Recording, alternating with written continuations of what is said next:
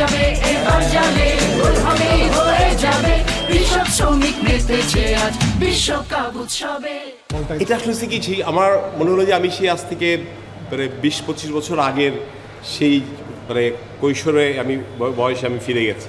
ঠিক ফুটবল নিয়ে যেরকম মাঠে লাফালাফি করতাম, হইচই করতাম, আজকে ঠিক এই বলে অনেক দিন পরে এই বলে একটা শট দিয়ে আমার কাছে মনে হলো যে আমি আমার সেই দুরন্ত শৈশবে আমি ফিরে গেছি আর কি।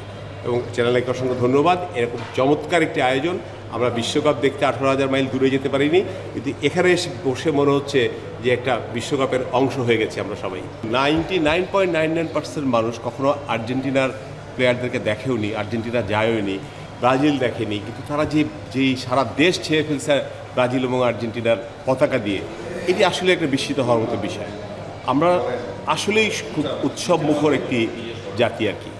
আর চ্যানেল আই মানেই হচ্ছে সবসময় ভিন্ন কিছু করা। এই যে আজকে চ্যানেল আই প্রাঙ্গণে যে একটা বিশ্বকাপের একটা আমেজ তৈরি করা, মনে হচ্ছে যে একটা মিনি বিশ্বকাপ এখানে অনুষ্ঠিত হচ্ছে আর কি।